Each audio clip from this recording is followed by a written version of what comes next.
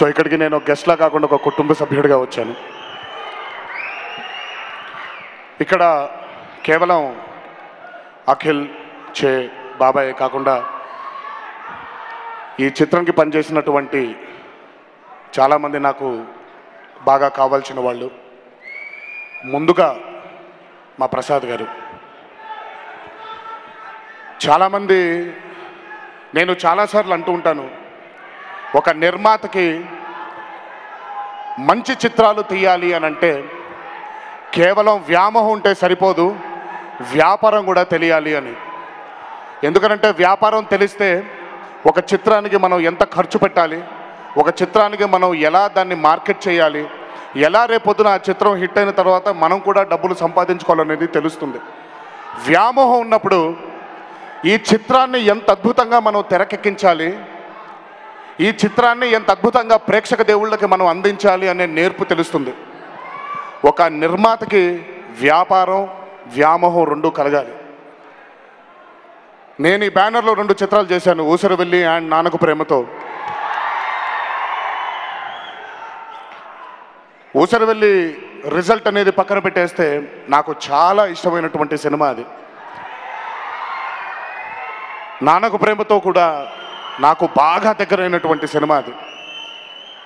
కానీ ప్రసాద్ గారిలో ఇన్నేళ్ల ఆయనతో ఉన్న స్నేహంలో నేను గమనించింది, ప్రసాద్ గారికి వ్యాపారం తెలీదు, ప్రసాద్ గారికి వ్యామోహం మాత్రమే తెలుసు.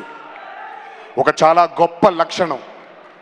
ఎందుకు అనంటే, నేను తప్పు మాట్లాడితే మిగతా వాళ్ళు క్షమించాలి, ఈయన ఎలాంటి నిర్మాత అంటే సంపాదించిన ప్రతి డబ్బుని తిరిగి మళ్ళీ చలనచిత్ర సీమకే అందించేటువంటి గొప్ప నిర్మాత.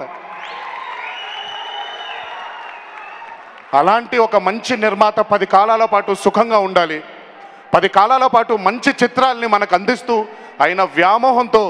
ఎందుకనంటే చాలా దగ్గరగా నేను అబ్జర్వ్ చేశాను, చాలా విషయాల్లో ప్రసాద్ గారు కొంచెం ఇక్కడ ఖర్చు ఎక్కువైపోతుందేమో, కొంచెం ఒకసారి ఆలోచించకపోయారా అంటే, ఖర్చు ముఖ్యం కాదు బాబు, చిత్రం అద్భుతంగా రావాలి. ఇది కాకపోతే ఇంకో సినిమా, అది కాకపోతే ఇంకో సినిమా, సినిమాలు తీస్తూనే ఉంటాను నేను, నా జీవితం ఈ తెలుగు ఇండస్ట్రీకి అంకితం అని అన్నారు. అలాంటి నిర్మాత 10 కాలాల పాటు సుఖంగా ఇంకెన్నో మంచి చిత్రాలు తీసి ఆయన అంతే ఆనందంగా అలాగే ఉండాలని దేవుని మనసారా కోరుకుంటూ, మజ్ను అనే సినిమా, మిస్టర్ మజ్ను అనే సినిమా ఇంకొక మైలురాయి అవ్వాలని ఆయన కెరియర్లో ఆ భగవంతుని మనసారా కోరుకుంటున్నాను. రెండోది, నాకు బాగా కావాల్సిన వ్యక్తి మా వెంకీ.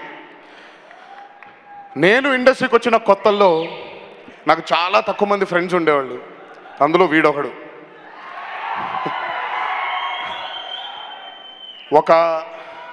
తను నాకు ఒక నటుడుగా పరిచయం, తర్వాత రచయితగా పరిచయం అయ్యాడు, తర్వాత ఒక దర్శకుడిగా పరిచయం అయ్యాడు.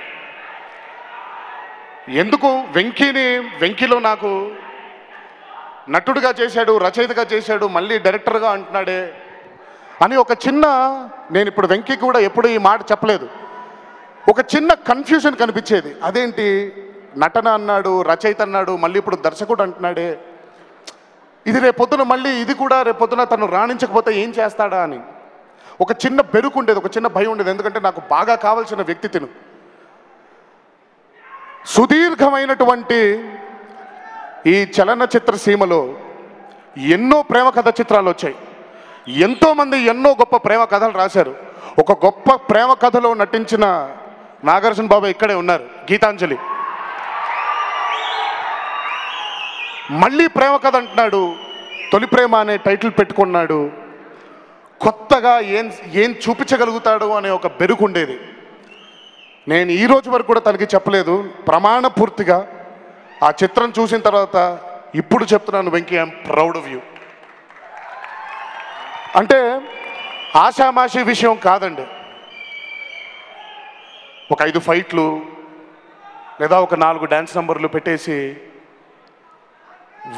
ఇలా చేసి ఒక కమర్షియల్గా వైబుల్ చేసే చిత్రం కంటే ఇవేమీ లేకుండా కేవలం కథా బలంతో, కథనం బలంతో, నటీనటుల బలంతో ఒక కథని తెరకెక్కించడం చాలా కష్టమైన పని. తన మొదటి చిత్రంతోనే తను సాధించాడు. ఇంకా తను వెనక్కి తిరగాల్సిన చూసుకోవాల్సిన అవసరం లేదు. తప్పకుండా Mr. Majnu is going to be the finest films you've done. And I'm sure there are many more peaks to achieve. And you will achieve each and every success and you will taste it, Venki. God bless you. And రెండోది నేను చాలా ముద్దుగా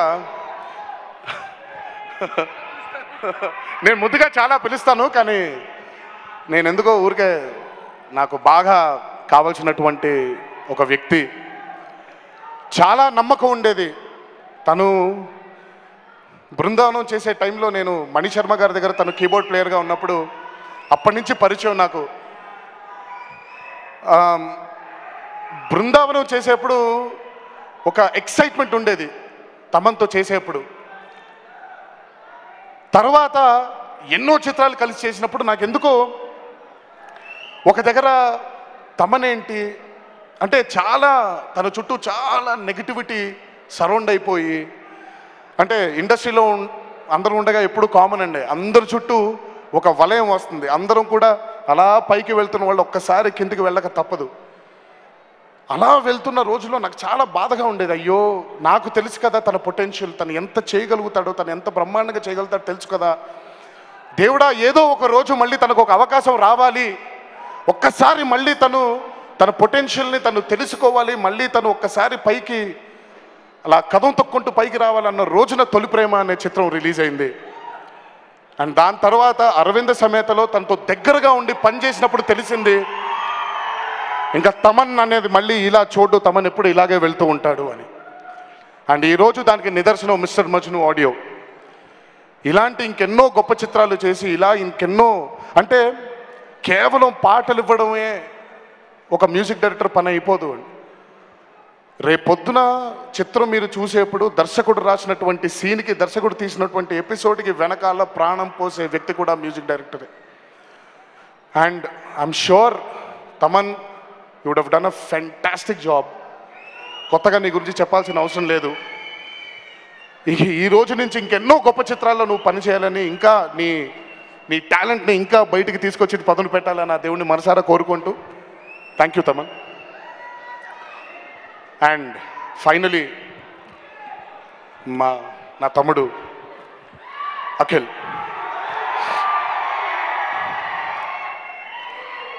అంటే తన గురించి ఒక గొప్ప గుణం చెప్తానండి. నేను చాలా తక్కువ మందిలో చూసిన గుణం అది. ఒక నటుడికి అన్నిటికంటే ముఖ్యంగా కావాల్సింది ఆత్మవిమర్శ. అండ్ నాకు తెలిసి అఖిల్ కంటే గొప్పగా ఎవరో ఆత్మవిమర్శ చేసుకోరు. ఇక్కడ దమ్ముండాలి ఆత్మవిమర్శ చేసుకోవాలి అని అంటే. ఎన్నిసార్లు తను ఆత్మవిమర్శ చేసుకొని తనని తను మార్చుకుంటూ, తన పంధాన్ని తను మార్చుకుంటూ ఈ రోజు వరకు ఇక్కడ ఈ జర్నీకి, ఈరోజు ఈ మజిలీకి చేరాడు.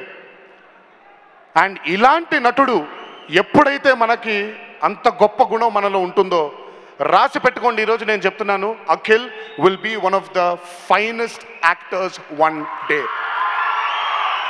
నేను ఈరోజు ఇక్కడ స్టార్డమ్ గురించి మాట్లాడట్లేదండి, but Akhil will definitely be one of the finest actors. And మీ అందరితో పాటు నేను కూడా ఆ రోజు కోసం వెయిట్ చేస్తూ ఉంటాను. అది ఎంతో దూరంలో లేదు, దగ్గరలోనే ఉంది. అది మిస్టర్ మజ్ను అనే చిత్రంతో మీకు కూడా తెలుస్తుంది. అండ్ ఈ చిత్రం అఖిల్ కెరియర్లో ఒక గొప్ప చిత్రంగా మిగలాలని ఆ దేవుణ్ణి మనసారా కోరుకుంటూ ఈ అవకాశం నాకు ఇచ్చినందుకు ఇంకొకసారి మా ఎస్విసిసి అధినేత భోగవల్లి ప్రసాద్ గారికి నా అభినందనలు అందిస్తూ, భోగవల్లి ప్రసాద్ గారి వెనకాల నేను ఎప్పుడు నాకు ఆప్తమిత్రుడు, నా గుండెకి చాలా కావాల్సినటువంటి వ్యక్తి మా బాపినీడు. నాకు చాలా ఇష్టమైనటువంటి మిత్రుడు. ఎప్పుడు ముందు కనిపించాడు కానీ వెనకాల నుండి వాళ్ళ నాన్నగారికి తోడుగా ఉండేది మా బాపియే. అండ్ మా బాపి కూడా ఒక అద్భుతమైన చిత్రంగా ఉండాలని, అలాగే ఈ చిత్రంలో పనిచేసినటువంటి మిగతా సాంకేతిక నిపుణులందరికీ, నటీనటులందరికీ కూడా నా హృదయపూర్వక ధన్యవాదాలు తెలియజేస్తూ, నా హృదయపూర్వక కృతజ్ఞతలు వాళ్ళకు కూడా తెలియజేస్తూ ఈ చిత్రం వాళ్ళ కెరియర్లో కూడా ఒక గొప్ప చిత్రంగా మిగలాలని నా దేవుడిని మనసారా ప్రార్థిస్తూ. If you like the video, please like us and subscribe Tollywood Nagar.